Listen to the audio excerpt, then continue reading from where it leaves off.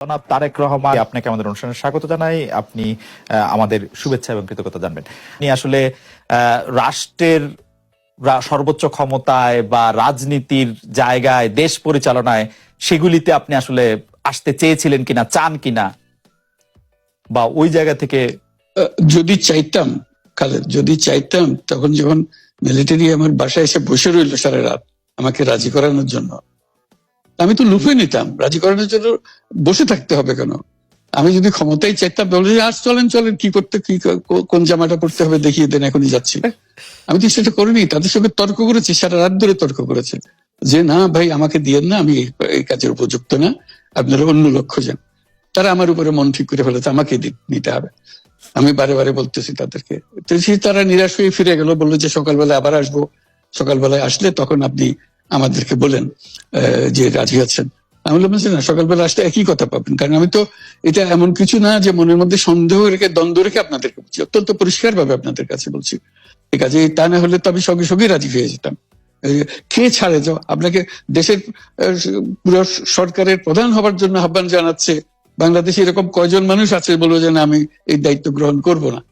আমি তো করলাম সেটা। এখন আমার নামে বলা হচ্ছে 10 বছর ছিল। আমি বছর নিয়ে তো প্রশ্নই উঠে না। প্রশ্ন হচ্ছে আগামীকাল সকালবেলা আপনি শপথ গ্রহণ করবেন, এই কথা। আমি বলছি না, করবো না। তারপরে এরপরে তো কয় বছর, কয় কাণ্ড। আমি 10 বছর দিয়ে কি করবোটা কি? আমি 10 বছর দিয়ে, আমি তো বলছি আমি এই কাজের জন্য নই। দেশে আমার দেশ পরিচালনা করা আমার দায়িত্ব না, আমার কাজ না। আমি জানি না এটা কিভাবে করতে হয়। আমি যেটা জানি সেটা করি। Make sense. আপনার মেয়ে মনিকা ইউনুস সম্প্রতি একটি সাক্ষাৎকার দিয়েছেন সিএনএন-এ। সেখানে আমি তাকে একটু যদি অনুবাদ করি তাহলে সেরকম পড়তে পারবো, যে আমি তাকে উদ্ধৃত করছি যে কোনো এক সময় প্রধানমন্ত্রী শেখ হাসিনা ও ডক্টর ইউনুস একসঙ্গে কাজ করেছেন। আমি আশা করি সেই সময়টা আবার ফিরে আসুক, শুধু গ্রামীণ কিংবা সংশ্লিষ্ট সব প্রতিষ্ঠানগুলোর ভালোর জন্যই নয়। যদি তারা আবারও একসঙ্গে কাজ করেন তাহলে সেটা চমৎকার হবে।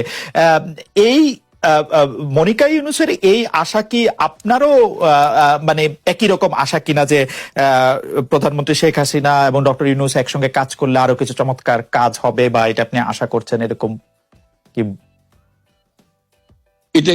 এটা কি এখন আমার জন্য করা যাচ্ছে না যে আমি নারাজ, যে করতে চাই না? তুমি ভাবখানা এমন করছো যে আমি আপত্তি করছি, আমি কাজ করতে চাই না। আমাকে যে বললাম চোর বদমাইশ করে রেখেছে, সেখানে কাজ করার তো কথাই উঠছে না। আমার নাম উঠলেই ওনার রাগ উঠে যায়। আমাকে সুদখোর না বললে ওনার মন তৃপ্ত হয় না। আমাকে চুবিয়ে না ডুবালে, পদ্মা নদীতে আমাকে চুবিয়ে না ডুবালে ওনার মনে শান্তি আসে না। ঠিক আছে, আমি কি করে বলবো? ওনাকে বলতে তো হবে, ওনাকে যদি কিছু বলতে হয়। পদ্মা নদীর কথাটা যখন উঠলই, পদ্মা ব্রিজ সম্পর্কে যে কথাটা সরকারের উচ্চ মহল থেকে এটা বলা হয় যে আপনি আপনার ক্ষমতা ব্যবহার করে বা আপনার পরিচিতি ব্যবহার করে বা আপনার যে একটা সাংঘাতিক রকমের গ্রহণযোগ্যতা সারা দুনিয়াতে আছে, যেটি আসলে ওয়ার্ল্ড ব্যাংক সহ অন্য জায়গায় আছে, সেটি দিয়ে আসলে আপনি পদ্মা সেতুটা বাংলাদেশ যাতে ঋণ না পায় সেটির জন্য আপনি চেষ্টা করেছেন। এই ব্যাপারটা নিয়ে কি আপনি একটু কিছু বলবেন, যে এটা আপনার বিরুদ্ধে একটা অভিযোগ? কি বলবো, এটা বলো। এটা হাস্যকর একটা কথা, মুখ থেকে বলে ফেললো চোর ডাকাতের মতো। এটাও আরেকটা বলে ফেললো, এটাই সত্য হয়ে গেল। আমরা যে বারে বারে বিবৃতি দিলাম, তখন এটা প্রশ্নই উঠে না। আমরা বাংলাদেশের নাগরিক হিসেবে আমরা গৌরবান্বিত যে এই পদ্মা সেতুর উপরে আমরা একটা সেতু বানাতে পারবো, এটার জন্য আমরা সবাই চাই। কাজে এটা তো বিরোধিতা করার তো প্রশ্নই উঠে না। কেন বিরোধিতা করবো? দেশে যে একটা বড় রকমের ঘটনা ঘটতে যাচ্ছে, সেটা তো আমরা সবাই সমর্থন করেছি। তিনি বলেই চললেন। এখন একজনে বলতে থাকলে তো আমার করার কিছু তো নাই। উনি এত শক্তিধর যে এখানে আমার কথা তো কিছুই থাকে না। ওনার সব সরকারের যাবতীয় প্রচার যন্ত্র ওনার হাতে। আমার তো আমার গলার যত তীক্ষ্ণ। আপনি তো কথা বলেন না, বললে তো নিশ্চয়ই আপনার সাথে না। একটি প্রশ্ন আসছে যে পদ্মা সেতুর যখন উদ্বোধন করা হবে তখন কি আপনাকে নিমন্ত্রণ জানানো হয়েছিল? মানে রাষ্ট্রের পক্ষ থেকে এরকম বলা হয়েছিল যে আপনাকে নিমন্ত্রণ জানানো হবে, বা আপনি মনে আছে কিনা? মনে পড়ে না এরকম করছে। আচ্ছা, গ্রামীণ ব্যাংকের আপনি যখন মানে গ্রামীণ টেলিকমটা আপনি প্রতিষ্ঠা করেন, সেই সময়ে গ্রামীণ টেলিকমের সাথে গ্রামীণ ব্যাংকের সম্পর্কের যে বিধিমালা, সেই বিধি কি আপনি যখন চলে এসেছেন গ্রামীণ ব্যাংক থেকে সেটি পরিবর্তন করা হয়েছিল? তো সেই পরিবর্তনটি মানে পরিবর্তনটির জায়গাটা যদি আমাদের একটু পরিষ্কার করতেন।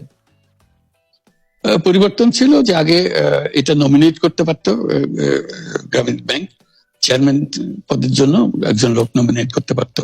আমরা যেহেতু গ্রামীণ ব্যাংক থেকে আমাদেরকে সরিয়ে দেওয়া হয়েছে, তখন আমরা মনে করলাম যে এটা রাখার আর দরকার নাই, গ্রামীণ টেলিকম থেকে সেই পদটা আমরা পরিষ্কার করে দিয়েছি, যখন এটা আর দরকার নাই।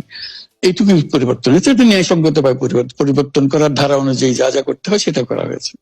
এতে তার ইচ্ছা বা তার কর্তব্য, তার করণীয় যে অবজেক্টিভস আছে, কোথাও পরিবর্তন হয় নাই। এই ক্ষেত্রে আমাদের এই বিষয়ে আর কি এইটাই আমাদের আরেকটা প্রশ্ন, সেটা হচ্ছে যে গ্রামীণ টেলিকম কি গ্রামীণ ফোন থেকে প্রায় 37% লভ্যাংশ পায়, যে এবং যদি পায় 34% লভ্যাংশ পায়, সেই 34% লভ্যাংশের যে টাকাটা, সেই টাকাটা কোথায় বা কি উদ্দেশ্যে ব্যয় করা হয়? সেই সামাজিক ব্যবসায় যেটি আসলে আপনার পেটেন্ট করা সোশ্যাল বিজনেস, সেটির কাঠামোটা আসলে কি বা সেটি কিভাবে আপনি করেন? সামাজিক ব্যবসা হলো এমন একটা নতুন ধরনের ব্যবসার চিন্তা, যেটা আমরা প্রমোট করছি, আমরা নিজেরা প্র্যাকটিস করছি। যেটা ব্যবসা মানে হলো মুনাফা করা, ব্যক্তিগত মুনাফা করা, এবং তার লক্ষ্য হলো সর্বোচ্চ মুনাফা করা। এটি হলো ইকোনমিক্স এর নিয়ম, যে সর্বোচ্চ মুনাফা যদি করি সবকিছু ঠিকঠাক মতো চলবে। আমরা বললাম যে এটা ভুল জিনিস, যে সর্বোচ্চ মুনাফার মধ্যে দিয়ে মানুষকে এক রকমের নেশাগ্রস্ত করেছে। এই মুনাফার নেশার মধ্যে তাকে ঢুকিয়ে দেওয়া হয়েছে। এই মানুষকে এই মুনাফার নেশাগ্রস্ত মানুষ হিসেবে এটা আমরা কল্পনা করতে পারি না। আমরা বলছি যে এটা মুনাফা সে করবে, সর্বোচ্চ মুনাফা করবে, কিন্তু অন্য ধরনেরও ব্যবসা আছে। ব্যবসা এখন শুধু এক প্রকারের ব্যবসা আছে, যে ব্যবসাতে শুধু মুনাফা সর্বোচ্চকরণ, এটাই হলো নির্দিষ্ট নিয়ম।